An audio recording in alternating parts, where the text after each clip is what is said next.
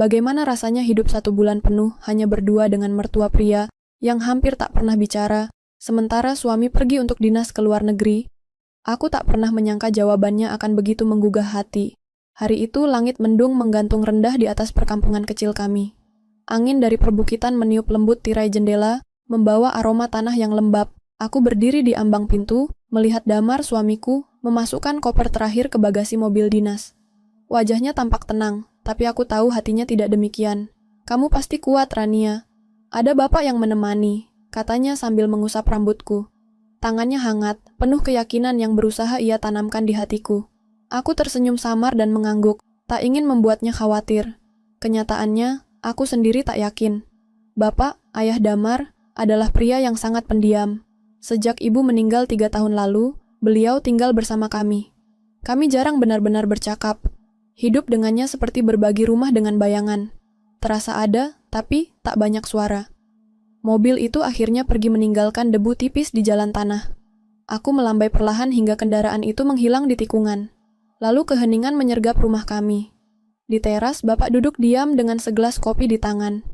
Ia mengangguk kecil kepadaku, lalu kembali menatap taman depan. Aku menjawab dengan senyum kaku dan masuk ke dalam rumah. Hari pertama dimulai, dan aku belum tahu bagaimana harus mengisinya. Malam datang cepat. Angin malam membuat kaca jendela bergetar pelan. Aku mencoba mengalihkan pikiranku dengan membaca buku, tapi pikiranku justru melayang ke suara-suara asing di dalam rumah.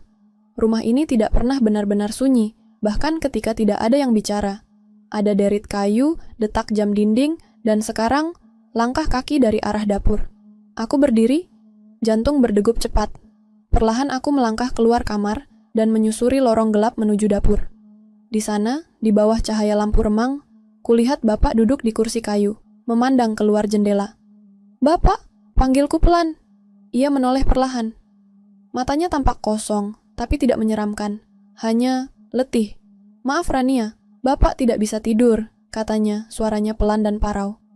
"Terlalu banyak yang dipikirkan mungkin." Aku mengangguk, tak tahu harus berkata apa. Aku melangkah ke dispenser, membuatkan secangkir teh hangat. Saat kuserahkan kepadanya, aku melihat tangannya bergetar halus saat menerima cangkir itu. "Terima kasih," katanya. Kami duduk dalam diam selama beberapa menit. Di luar, suara binatang malam bersahut-sahutan. Dingin merambat dari lantai ke kakiku, tapi entah mengapa aku merasa lebih hangat dari sebelumnya. "Bapak sering begini?" tanyaku akhirnya, mencoba membuka percakapan. "Bukan karena insomnia, Rania. Kadang, malam-malam, seperti ini, mengingatkan bapak pada masa lalu. Rumah ini terlalu tenang sejak ibu kalian pergi." Aku tak menjawab. Kata-katanya menggantung di udara seperti kabut.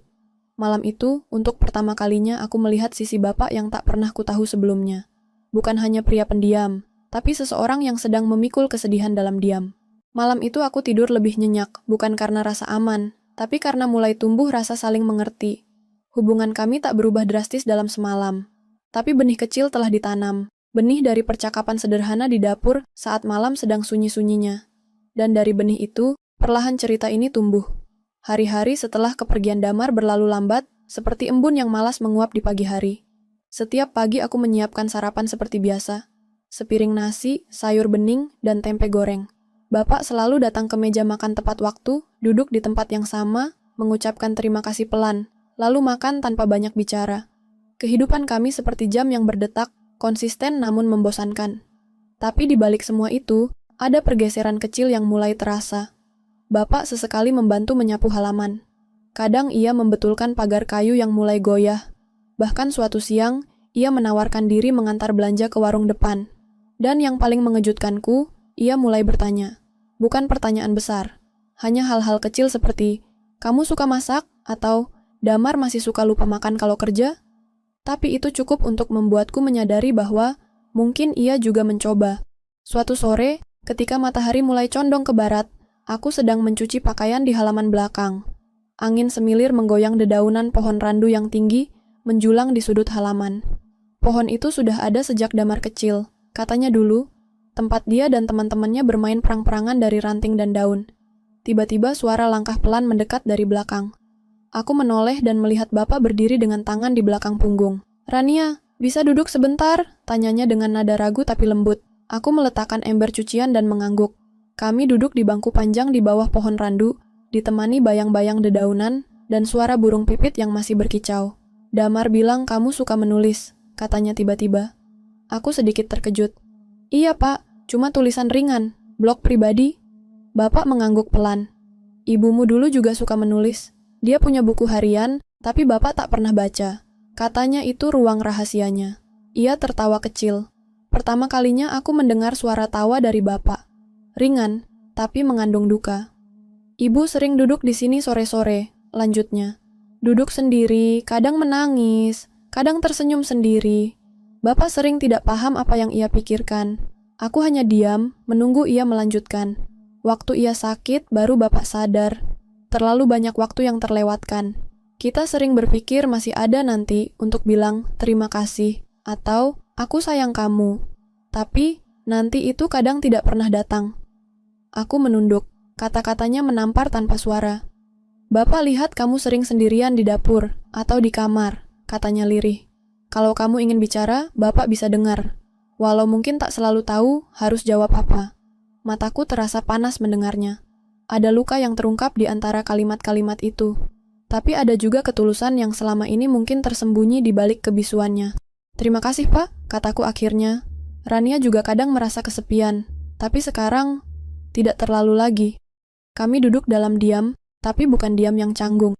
Ada kenyamanan yang tumbuh perlahan di antara kami. Seperti dua orang asing yang tersesat dalam badai yang sama, dan akhirnya saling menemukan kehangatan. Malamnya, setelah makan malam, aku membuat 2 cangkir teh dan membawanya ke ruang tamu. Bapak sedang membaca koran tua. Aku duduk di seberangnya dan menyerahkan teh itu.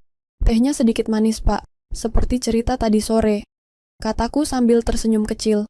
Ia menatapku, lalu tertawa pelan. Bapak suka. Dan malam itu, untuk pertama kalinya sejak Damar pergi, kami duduk lama di ruang tamu, bercerita tentang hal-hal sederhana. Tentang masa kecil Damar yang dulu takut suara petir. Tentang ibu mertuaku yang suka menyelipkan uang di bawah bantal anak-anak sebagai kejutan pagi hari. Tentang betapa cepat waktu berlalu saat kita berhenti memperhatikannya. Di balik dinding rumah kami yang sudah mulai lapuk, cerita-cerita itu mengalir seperti sungai kecil, pelan, jernih, dan penuh kenangan. Dan aku tahu, 1 bulan ini akan menjadi lebih dari sekadar waktu yang terlewat. Ia sedang mengajari aku sesuatu, bukan lewat nasihat panjang, tapi lewat kehadiran dan kejujuran yang akhirnya berani ia buka. 3 minggu sudah Damar pergi. Rumah yang dulunya terasa sepi, kini berubah menjadi tempat perenungan. Hubungan antara aku dan Bapak tak lagi hanya sebatas basa-basi. Ada kehangatan baru yang tumbuh dari percakapan-percakapan kecil, dari teh hangat yang kusajikan tiap malam, hingga tawa yang perlahan kembali mengisi ruang tamu. Namun seperti angin yang tak selalu sepoi, hari-hari itu mulai terasa berbeda. Bapak, yang semula mulai terbuka, kini kembali sering termenung. Ia duduk di kursi rotan tua di dekat jendela, menatap keluar berjam-jam. Bahkan saat aku mengajaknya berbicara, jawabannya sering hanya senyum kecil atau anggukan samar. Awalnya aku pikir ia hanya lelah, tapi lama-kelamaan, kekhawatiran mulai tumbuh.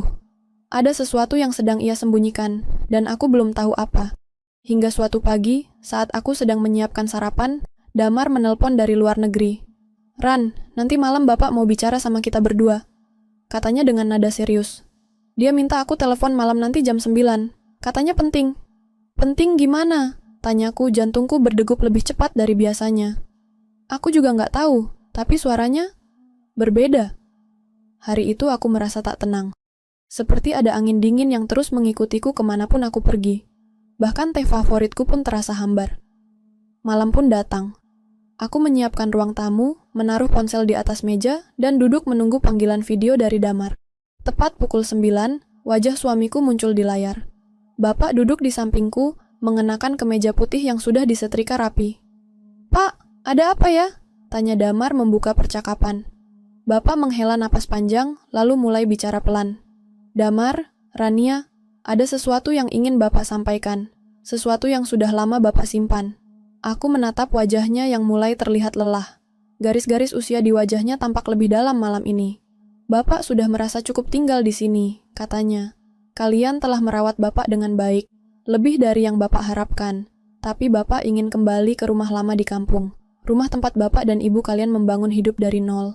Pak, aku mencoba memotong, Tapi Bapak mengangkat tangan pelan. Bapak tahu ini mendadak, tapi Bapak sudah pikirkan lama. Di sini, Bapak banyak mengenang, tapi di sana, Bapak ingin berdamai. Aku dan Damar saling pandang lewat layar. Suamiku terdiam, mencoba mencerna. Pak, kalau Bapak merasa tidak nyaman tinggal di sini, kami bisa perbaiki, kata Damar akhirnya.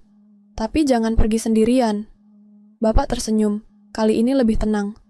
Bukan karena tak nyaman, Mar. Justru karena kalian terlalu baik. Bapak tak mau jadi beban, dan Bapak ingin menjaga rumah itu, tempat ibu kalian menanam kenangan. Di sana, Bapak merasa bisa berpulang dengan tenang suatu hari nanti. Kata-katanya mengguncangku. Tak ada yang meninggal, tidak ada kabar sakit parah. Tapi malam itu terasa seperti perpisahan yang perlahan sedang direncanakan. Kami akhirnya mengerti. Ini bukan keputusan impulsif. Ini cara Bapak memberi ruang untuk dirinya sendiri, untuk mengenang tanpa menyakiti, dan untuk melepaskan beban yang selama ini tak pernah ia bagi. 2 minggu kemudian, kami mengantarnya ke kampung. Rumah tua bercat hijau muda itu masih berdiri di tengah ladang kecil. Pintu kayunya sudah mulai lapuk, tapi begitu Bapak melangkah masuk, matanya berkaca-kaca. Ia menelusuri tiap sudut seperti seorang peziarah, menapaki tempat suci. Di sini dulu ibumu suka duduk sore hari, katanya padaku. Di situ, Damar pernah jatuh waktu belajar naik sepeda. Kami tinggal semalam di sana sebelum kembali. Saat kami pamit, Bapak hanya berkata pelan, kalian bisa datang kapan saja.